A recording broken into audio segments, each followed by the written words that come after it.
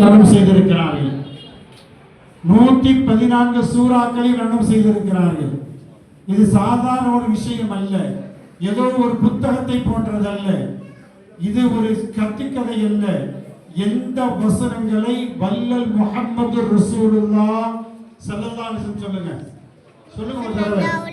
ஸல்லல்லாஹு அலைஹி வஸல்லம் அல்லாஹ் தஆலா இறக்கினானோ அது அப்படியே அச்சு அசல் மாறாமல் இந்த பிள்ளைகளில் உள்ளங்களில் பதிந்திருப்பது மிகப்பெரிய சாதனை, குர்ஆனுக்கான சாதனை. சுப்ஹானல்லாஹ்.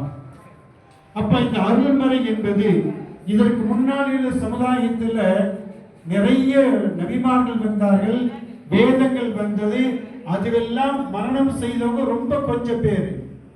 உசைர் நிபுணர்தான் சொன்னாங்க. உசைர் அலைஹிஸ்ஸலாத்தை அந்த வேதங்களை மரணம் செய்தவர்கள் அல்லாஹ்வுடைய குமாரன் சொன்னாங்க, அல்லாஹ்வுடைய பிள்ளைப்பா இவரு, அதனால்தான் இவருக்கு இந்த குர்ஆன் மனசுல பதிஞ்சிருக்குதுன்னு சொல்லக்கூடிய அளவு இருக்கு. அப்படி கரடுமுரடான இருந்த வேதங்களை விட்டுவிட்டு அல்லாஹ் ரப்பல் ஆலமீன் இந்த மாமறையை உலகம் முழுக்க இருக்க கோடான கோடி உள்ளங்களில் அல்லாஹ் பாதுகாக்கிறான் என்பதுதான் இதனுடைய உண்மை. இது அளவுக்கு வேற எதுவுமே பாதுகாப்பு இல்லை. இன்னா நஹரு நஸல்னா ذிக்ர வ இன்னா லஹு லஹாஃபிதுன். இந்த குர்ஆன் என்பது என்னுடைய வசனம்.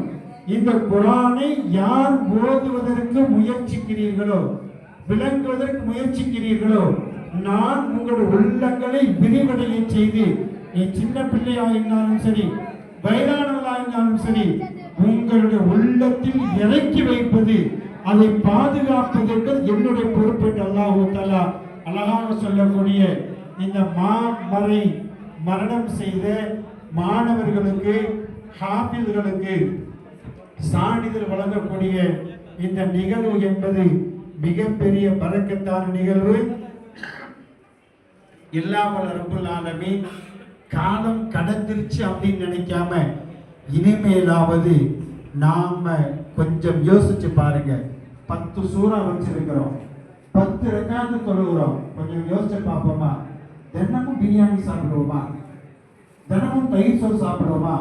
தினமும் ரசசோறு சாப்பிடுவோமா? வெரைட்டி ரைஸ் எங்கெல்லாம் வெரைட்டியா கிடைக்குதோ தேடி தேடி போய் வாங்குறோமா இல்லையா?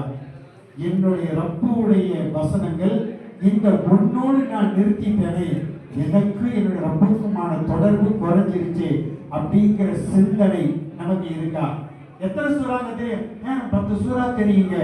இது ஒரு உள்ளம், அல்லாஹ் கொடுத்திருக்கக்கூடிய இந்த உள்ளத்தில் இந்த மாமறையை இறக்குவதற்கு பதிலாக உலகத்தினுடைய ஆசா பாசங்களை ஒட்டுமொத்தமாக நாம் இறக்கி வைத்திருக்கிறோம். கொஞ்சம் யோசிச்சு பாருங்க. இதுவெல்லாம் சலிக்கிறது. ஒரே உணவை திரும்ப திரும்ப கொடுத்தால் சலிப்பு ஏற்படுகிறது. ஆனால் தொழுகையை மட்டும் எப்படி ஒரே சூறா ஓதுறோம்? அன்னியத்துல இருந்து ஃபீல் வரைக்கும் நான் 10 ரக்காத் தொழுகிறேன், 10லையும் 10 தொழுவேன், 10 ரக்காத்துக்கு ஓதுறேன், 3 சுன்னத்துக்கு ஓதுறேன், பர்லுக்கு ஓதுறேன், பின் சுன்னத்துக்கு ஓதுறேன். அப்போ ஒரு நாளைக்கு இந்த 10 சூறாவே ரிப்பீட் சொல்லக்கூடிய திரும்ப திரும்ப திரும்ப ஓதுறோம்னா அல்லாஹ் எப்படி நமக்கு வரும்? உண்மையிலேயே இந்த சபை என்பது நம்மை எல்லாம் பேசாதீங்க சபை சுப்ரஹோஜி, இந்த சபை என்பது அருள்மறை மரணம் செய்த ஹாஃபிஸ்களை கௌரவிக்கக்கூடிய நிகழ்வு. இதில் நம்ம கலந்திருக்கிறோம். வயசு வித்தியாசம் இல்லை.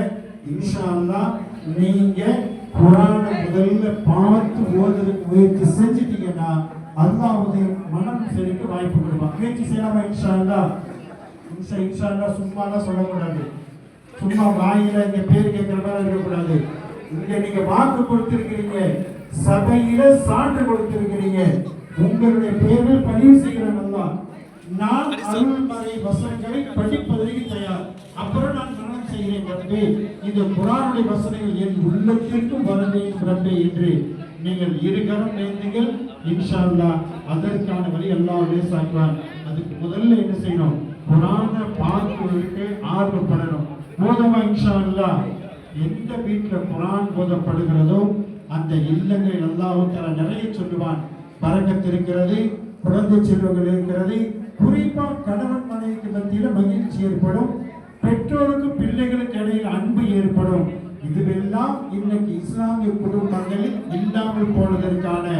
மிகப்பெரிய காரணி என்பது குர்ஆனை விட்டு நாம் விலகி இருக்கிறோம். ஒரு காலங்களில் இன்ஷா அல்லாஹ் இந்த அருள்மறை வசனங்களை பார்த்தும் மனனம் செய்து ஓதுவதற்கான முயற்சிகளை நாம் எடுப்போம். அந்த முயற்சிகள் அல்லாஹ் தஆலா கபூல் செய்து மௌத்துக்குள்ள அதிகப்படுத்துறோம் கொஞ்சம் கொஞ்சமாக. அல்லாஹ் அப்படிப்பட்ட ஒரு நல்ல தௌஃபீக்கை இந்த சபையின் பரக்கத்தினால் நம் எல்லோருக்கும் தந்து குர்ஆனை மீண்டும் மீண்டும் ஓதி அல்லாஹ்வினுடைய அருளை மன்றை பெற்று நிம்மதியாக மகிழ்ச்சியாக வளமாக வாழ்வதற்கான ஒரு நல்ல வாய்ப்பினை இந்த சபையின் பரக்கத்தினால் நம் எல்லோருக்கும் தந்தல் புரிவானாக.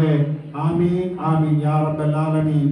வாஹிர் தஅவானா அல்ஹம்துலில்லாஹி ரப்பில் ஆலமீன் அப்படிங்கிற என்னுடைய வரவேற்புரையை நான் முடித்துக் கொள்கிறேன். அடுத்தபடியாக தலைமை தாங்கி இருக்கக்கூடிய அருமை நண்பர் மௌலவி எஸ்.எம். ஷாஜஹான் ஃபைசி ஹஸரத் அவர்கள் தலைமை இமாம் மஸ்ஜிதுல் நூர் அல் மதரசா கோயம்பேட்டிலிருந்து வருகிறார்கள். அவர்கள் சில நிமிடங்கள் உரையாற்றுவார்கள்.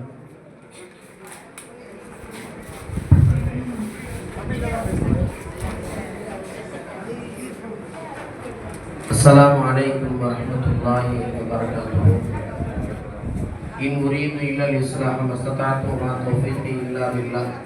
அலைஹி தவக்கல்து வ இலைஹி உனீப். அல்ஹம்துலில்லாஹ்.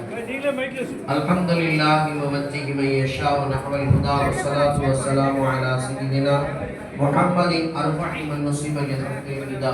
قال الله تبارك وتعالى في القرآن العظيم والفرقان المجيد. فأعوذ بالله من الشيطان الرجيم. بسم الله الرحمن الرحيم.